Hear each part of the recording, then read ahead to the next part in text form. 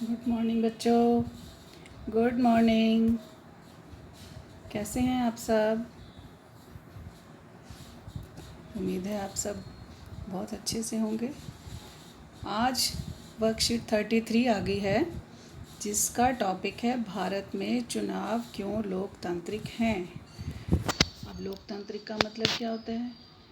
जो जनता के लिए है, जो जनता के द्वारा है, वही लोकतंत्र है। अब हम अक्सर चुनाव में गड़बड़ियों की बात करते हैं। फर्जी वोट डाल जाते हैं लोग। कई पार्टियों में बड़े पैमाने पर धन खर्च होता है और मतदाता के मतदान जिस दिन होता है, वोटिंग होती है, उस दिन लोभ दिया जाता है, लालच दिए जाते हैं, पैसे पकड़ाए जाते हैं, उनको गिफ्ट पकड़ाए जाते हैं कि हमारी पार्टी को ही वोट देना।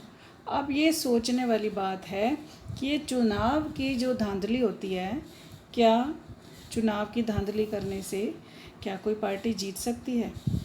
इसके लिए हम यह देखेंगे कि हमारे देश में लोकतंत्र जो है, इसमें लोकतंत्र में चुनाव कैसे होते हैं। इसके लिए हमें एक स्वतंत्र चुनाव आयोग हमें मिला हुआ है। ये राष्ट्रपति द्वारा मुख्य निर्वाचन आयुक्त की नियुक्ति की जाती है और ये न्यायपालिका की तरह स्वतंत्र है और इसके द्वारा ही चुनाव की प्रक्रिया कराई जाती है। दूसरा है चुनाव में लोगों की भागीदारी। भागीदारी का मतलब है पार्टिसिपेशन। लोग जो हैं चुनाव में पार्टिसिपेशन करते हैं, मतदान करते हैं, मतदान में खड़े होते हैं, रैलियों में भाग लेते हैं। ये सब लोगों की भागीदारी में ही आता है। अब है चुनावी नतीजों को स्वीकार करना। अब जो पार्टी बहुमत प्राप्त करती है, यानी ज़्यादा वोट प्राप्त करती है, उसी को ही आगे सरकार बनाने का मौका मिलता है। अब बारी आती है कि स्वतंत्र और निष्पक्ष चुनाव में चुनौतियां क्या हैं। चुनौती का मतलब होता है हमारे देश में प्रॉब्लम्स क्या हैं, क्या क्या प्रॉब्लम्स आएंगी। उसके लिए सबसे पहला है, अक्सर चुनावों में कोई ढंग का विकल्प नहीं है। जैसे अगर एक क्षेत्र में 4 उम्मीदवार खड़े हुए हैं, 4 में से आपको कोई भी अच्छा नहीं लगता, किसी के ऊपर भ्रष्टाचार का आरोप है, किसी के ऊपर किसी और चीज़ का आरोप है, वो निर्लेप नहीं है, यानी वो किसी न किसी गलत काम में लगे हुए हैं, तो इस तरीके से आपको पता नहीं चलता कि हम इन दोनों को में से या इन चारों में से किसको वोट दें।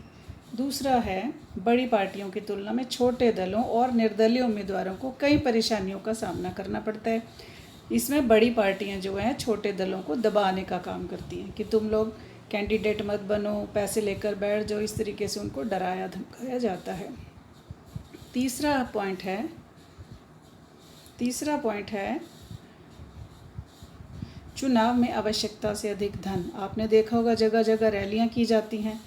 रैलियों के साथ साथ पोस्टर लगाए जाते हैं, एक दूसरे के पोस्टर फाड़े जाते हैं, फिर लगाए जाते हैं, तो ये धन का दुरुपयोग किया जाता है।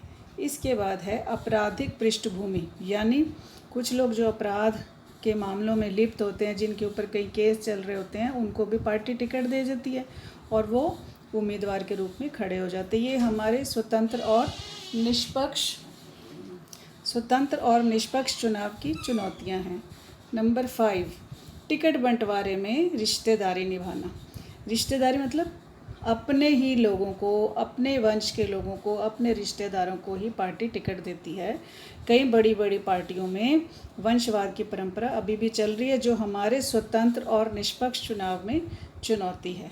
अब जो नीचे क्वेश्चन आंसर दिए हैं बेटा, उनको देखिए कि स्वतंत्र आयोग में क्या क्या काम है। तो आपने ऊपर जो काम दिए गए हैं वही लिखने हैं।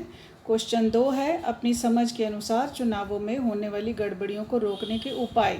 तो आप अपनी समझ के अनुसार बताइए कि गड़बड़ी होने के लिए क्या करना चाहिए। इसमें सरकार को या केंद्र सरकार को कानून बनाने चाहिए कि चुनाव में धांधली ना हो, धन का दुरुपयोग ना हो, एक निश्चित सीमा पर धनराशि खर्च की जाए, इस तरीके के कानून बनाने चाहिए। क्वेश्चन नंबर 3 है, क्या आपको लगता है कि चुनाव में लोगों की भागीदारी होना ज़रूरी है? यस, हाँ जी, चुनाव में लोगों की भागीदारी होना बहुत ज़रूरी है। आपके अनुसार स्वतंत्र और निष्पक्ष चुनाव की चुनौतियाँ का मतलब है हमारी समस्याएं क्या हैं। ये जो ऊपर 4-5 समस्याएं हैं, ये हमारी चुनौतियां हैं। इस प्रकार से आप अपनी वर्कशीट को कंप्लीट कर सकते हैं।